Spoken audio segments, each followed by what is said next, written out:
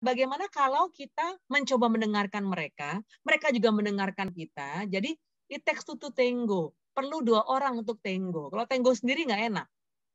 Halo Beb, selamat datang. Selamat mendengarkan Telinga Indonesia Podcast, The Real Story of Our Life.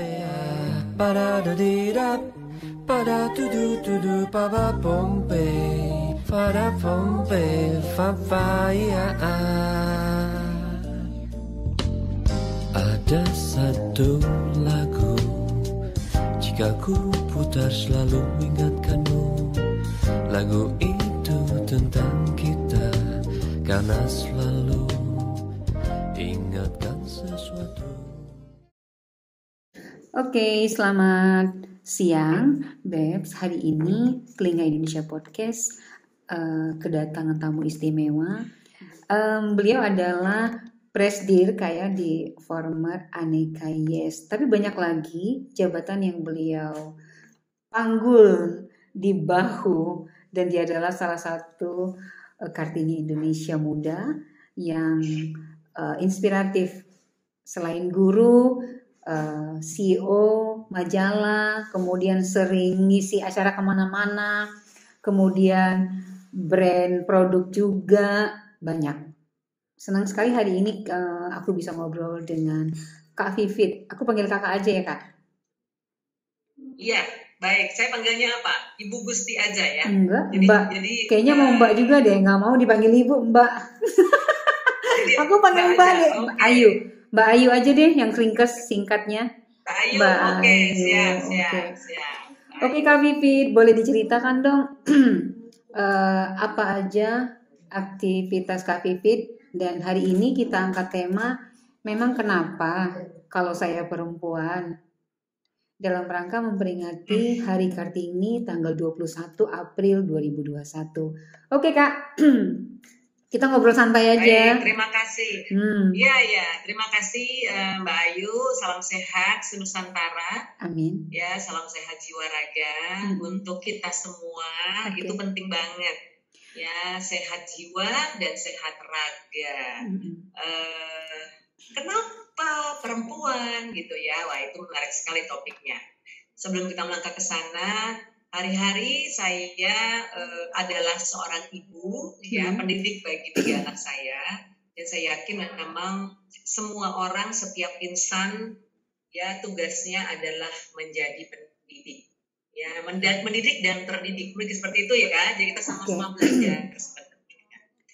Selain itu, saya diberi amanah untuk mengampu beberapa mata kuliah di kampus Pasca, ya, S2 program MM, juga ada di kampus untuk program S1 komunikasi. Hari-hari saya adalah dosen. Dosen di universitas apa Kak? Bisa dijelasin? Di kampus namanya Universitas Bakri. Oh boleh. Nggak apa-apa promo kok.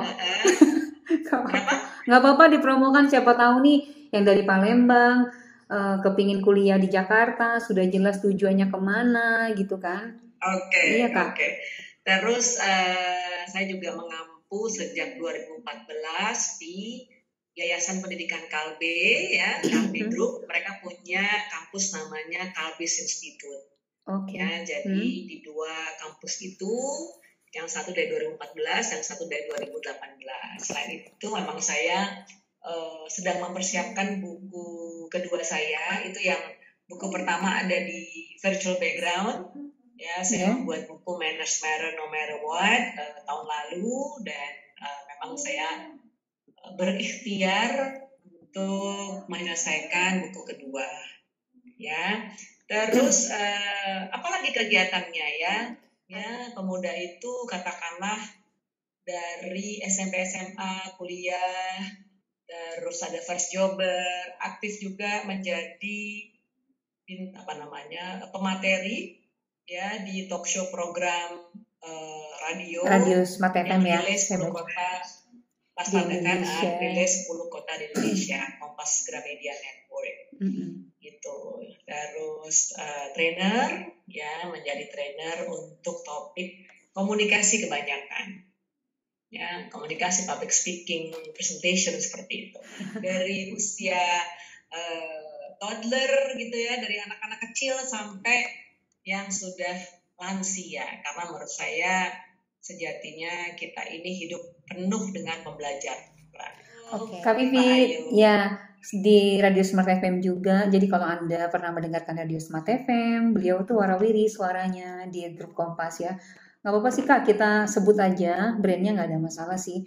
Karena kan semakin banyak orang-orang tahu akan semakin sinergi kita gitu loh. Kalau kita main sendiri-sendiri nggak bisa gitu loh.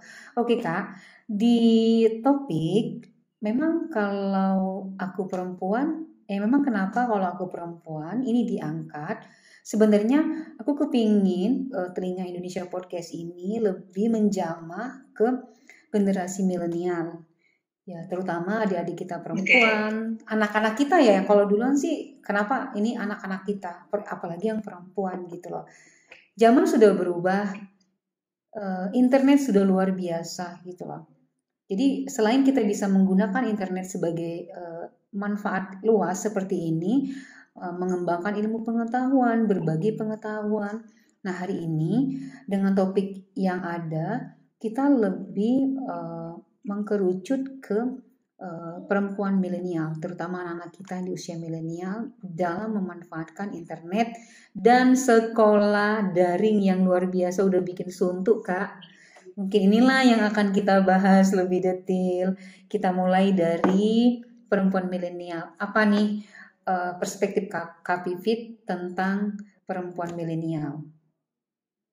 Baik, kalau bicara kesempatan ya, memang dirintis ya kita hari ini sama-sama meresapi perjuangan ibu kita Kartini ya. Jadi itu the essence ya, esensinya bahwa kita semua memiliki kesempatan, sebenarnya kesempatan yang sama.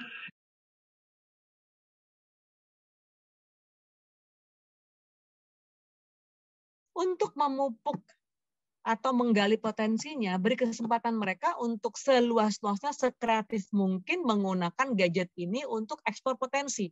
Jadi intinya sebenarnya menyampaikan ke mereka bahwa kesempatan untuk mengumpulkan portofolio, buat desain, ngedit animasi gitu kan, terus menulis, ya, terus ada kegiatan. Sekarang kan aplikasi banyak banget ya. Dan downloadable gitu, dapat di-download, tentu dengan kita arahkan, tentu dengan kita sampaikan kenapa ini penting.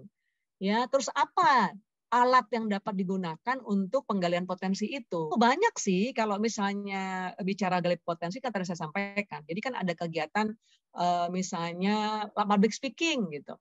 Ya. Misalnya di rumah ajak mereka untuk latihan bicara, ada yang nge-shoot. Ada yang nge-shoot pura-puranya seperti ini gitu kan, mewawancarai, terus lakukan presentasi segala macam itu. Itu untuk yang on screen misalnya.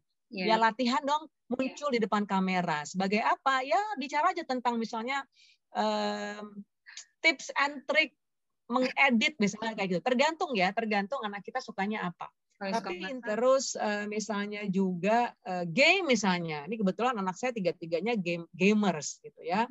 Saya sampaikan begini. Saya dalam taraf yang tidak mau melarang gitu. Karena mereka memiliki alasan mengapa. Why they do gaming gitu. Kenapa mereka seneng game gitu kan. Gamesnya juga kan beragam. Terus saya sampaikan ke mereka. Kenapa mereka menyukai games A misalnya. Terus mereka memberi alasan. Karena dengan bermain games A, saya dapat mengasah misalnya algoritme, saya bisa mengasah kreativitas, saya belajar strategi dan segala macam. Jadi kita beri alasan, kita beri kesempatan untuk anak kita berbicara, menyampaikan why they do like this kind of game misalnya gitu, atau why they like this kind of apps gitu. Kita biasa how gitu kan, bagaimana caranya. Begini loh, gini. Tapi kita kurang sabar. Mungkin ya kalau boleh nih, saya juga introspeksi diri nih gitu ya, mengaca pada diri sendiri. Kenapa? Untuk saya kurang sabar awalnya. Ini jadi kayak apa ya?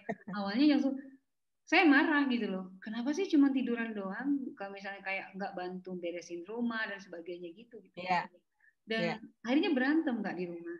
Jadi aku Oke, ini oke. gimana sih cara manisnya buat apa ya? Buat ngajak mereka tuh untuk asik gitu loh. Nah, awalnya saya ngikutin kelasnya Iya, Indonesia yang punya Mas Bim iya, gitu kan. Baru bener-bener tuh iya, kejadian di rumah saya iya, ceritakan. Jadi ini menurut saya sih kelas yang bagus ya. iya, Jadi saya harus mengakui iya, juga, nggak boleh mungkin gue hebat, gue bener nggak mau kayak gitu. Oke Kak, iya, nah iya, ini iya. bagaimana sih mereka kreatif tapi dihubungkan dengan kita sebagai orang tua, jadi bisa gimana sih Kak psikologis penyampaian pesannya gitu yang manis selain yang tadi ya, selain alasan kenapa Iya, mereka harus iya, iya. Ya, sebenarnya gini, Mbak Ayu dan mungkin sahabat-sahabat yang mendengarkan atau menonton. Jadi tantangan orang tua ya di dalam era apapun sebenarnya sama ya. Dalam arti orang tua kita atau nenek-nenek kita gitu zaman dulu membesarkan orang tua kita juga mereka punya tantangan tersendiri gitu ya. ya, Sekarang kita menjadi orang tua milenial yang anak-anak kita tumbuh besar, tumbuh berkembang di era digital tentu dengan tantangan yang berbeda berbeda gitu. juga. Jadi kalau boleh saya cerita gitu ya dari Boleh. pengalaman, dari curhatan, dari belajar dari banyak juga orang tua, memang kita wajibnya ya kita menyelami dunia mereka. Jadi kita punya senyawa gitu ya, sama Satu frekuensi, secara satu frekuensi Kak. yes, iya, jadi kita punya chemistry dengan anak-anak kita itu Benar. asik gitu loh. Sehingga anak kita tahu bahwa kita adalah orang tuanya, they have to respect, mereka harus menghargai, mereka harus nurut katakanlah gitu ya. Karena yang kita sampaikan, yang kita berikan, yang kita arahkan adalah yang terbaik dong. Menurut kita, misalnya kan Menurut gitu, kita, ya kan benar. menurut kita gitu. Menurut mereka Padahal mungkin mereka punya alasan sendiri, benar. gitu kan. Bagaimana kalau kita mencoba mendengarkan mereka, mereka juga mendengarkan kita. Jadi it takes two to tango. Benar, Seperti yang saya sampaikan di event kemarin ya, Nironesia itu ya sama Prof. Taat. It takes two to tango. Jadi dan itu nggak apa-apa. Itu apa ya namanya sangat wajar. Orang tua cari apa yang bisa nyaman, ya tenang, happy untuk bisa berkomunikasi yang engage gitu. The key is engagement. Gimana kita bisa engage sama anak-anak kita. Jadi mereka terbuka, mereka juga nyaman gitu kan. Bagus juga kalau kita kenal sama lingkungan berteman anak kita. Apalagi sekarang kan online. Ya kan kita tahu, oh anak kita ngobrol sama siapa ya, anak kita lagi video call sama siapa ya, anak kita lagi nge-zoom sama siapa ya gitu. Malah sekarang kesempatan yang sangat menyenangkan untuk kita tahu, oh itu sih namanya si itu, oh itu namanya si itu. Oh, biasanya kita kalau ketemu di sekolahan cuma hai-hai aja tuh, misalnya gitu kan. Saya berusaha sebisa mungkin menjemput anak-anak sekolah. Tidak tiap hari, apalagi anak saya kan laki-laki gitu kan. Paling ngapain sih jemput sama ibu gitu kan, terpikir mami lagi gitu kan. Tapi maksudnya sebenarnya karena ingin kenal, ingin tahu, oh anak kita main sama si ini, oh karakter si ini tuh begini, oh anak kita begini gitu. Bagaimana sih dia memiliki interpersonal communication dengan teman-temannya? Bagaimana sih dia bisa melakukan problem solving untuk masalahnya? Itu penting. Itu penting, Mbak Ayu. Ini bagus. Kak, keren banget loh yang kita bahas hari ini. Saya nggak ada anak ya. Saya aja anak saya mau ngobrol nih sama psikolog. Saya bilang kan, oh malu katanya. Saya menyenangi dunia psikologi dan saya berinteraksi banyak dengan dunia remaja dari tahun 1995. Nah, kalau bicara remaja itu kan kaitannya ada orang tua, ada sekolah itu ada guru, ya kan, ada staf kependidikan gitu. Tapi sebenarnya background saya adalah pendidikan. Jadi S3 saya di dunia pendidikan. Gitu. Tapi orang sering mikirnya saya psikolog gitu. Tapi ya udah nggak apa-apa. Tapi I have to make it clear bahwa saya bukan psikolog. Oke. Kenapa? Bukan psikolog. Memang bukan psikolog. Tapi menyenangkan menyampaikan topik-topik psikolog dan itu untuk remaja. Nah, untuk pendengar atau penonton Telinga Indonesia Podcast, Kak Pipit juga adalah dulu ya public relation mulai untuk majalah Aneka Yes Kak ya. Boleh dong diceritain Kak karir di majalah, soalnya ini paling banyak disukai oleh perempuan-perempuan muda? Boleh. Saya senang belajar pada intinya, karena dengan belajar terus, artinya kita mensyukuri nikmat yang diberikan oleh Tuhan Yang Maha Esa atas kemampuan, karena manusia adalah makhluk yang sempurna. Kita diberi kesempatan ya untuk terus nih. Kalau kita belajar neuroscience kan ada triliunan neuron di kepala kita yang berkembang terus membentuk sinaps-sinaps gitu kan. Dengan itu kita bertumbuh terus gitu ya. Kalau bicara karir, ya betul saya mengawali dunia komunikasi ya dengan menjadi public relations officer di media majalah namanya Aneka Yes ya.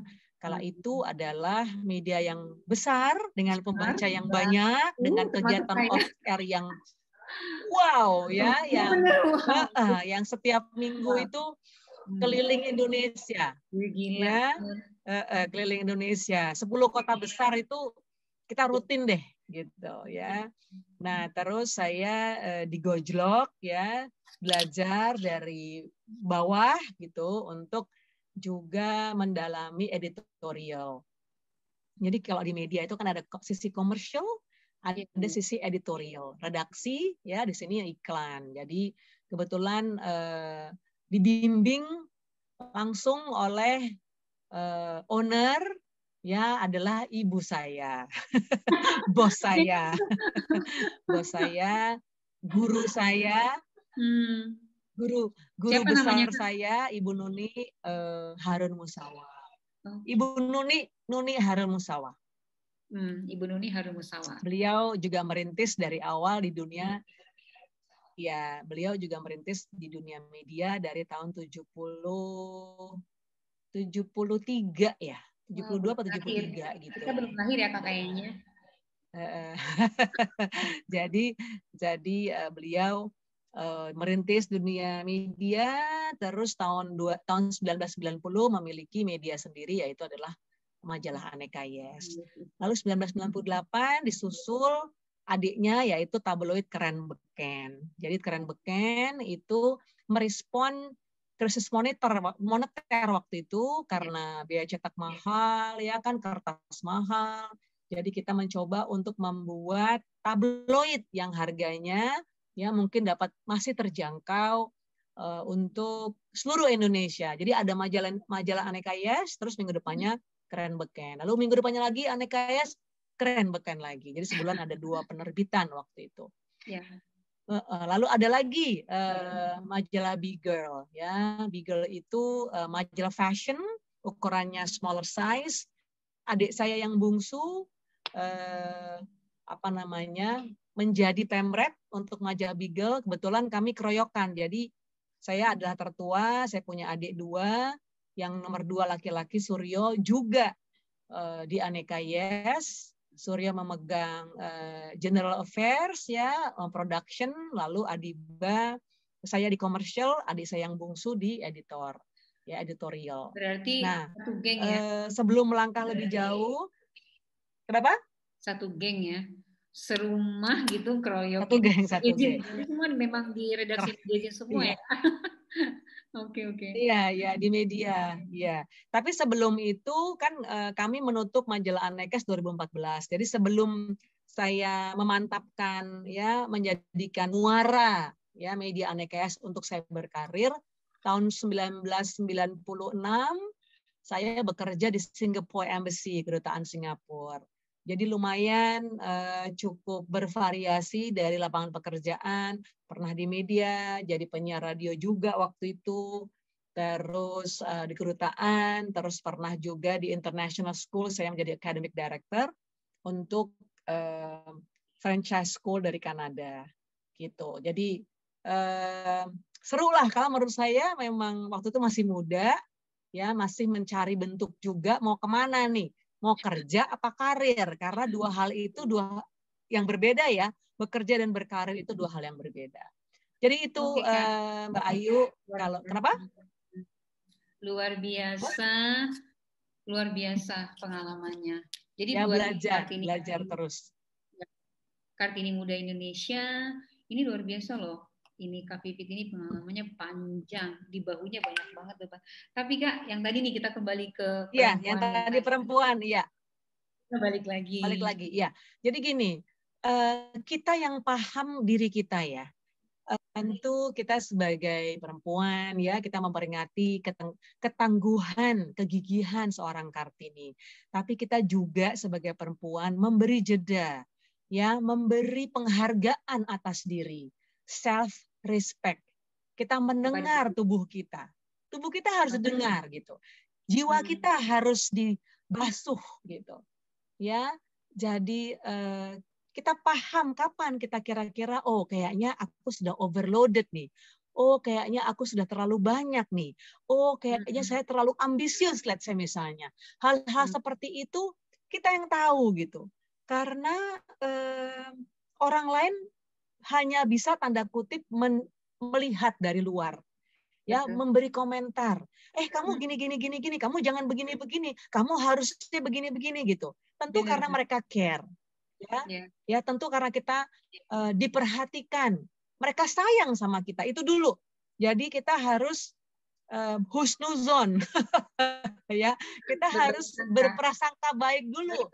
Ya, bukan mereka kepo. Ya, bukan mereka ingin jahat, tidak.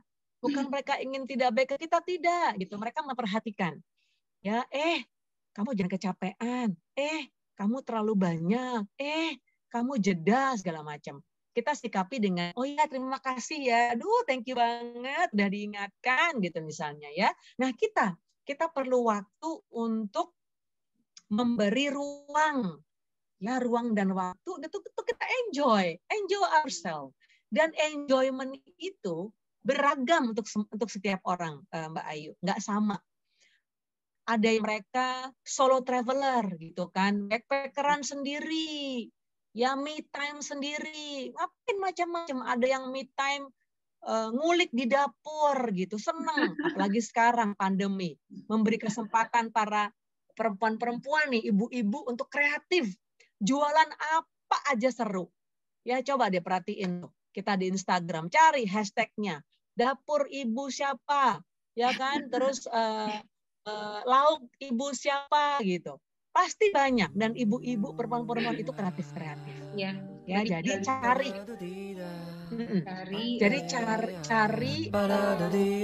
me time harus.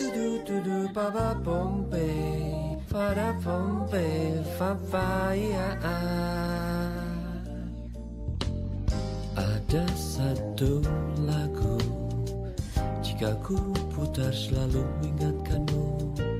Lagu itu tentang kita, karena selalu ingatkan sesuatu.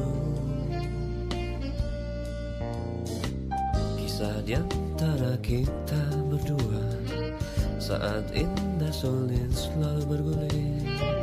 Ikuti irama kehidupan yang selalu tak pernah pasti.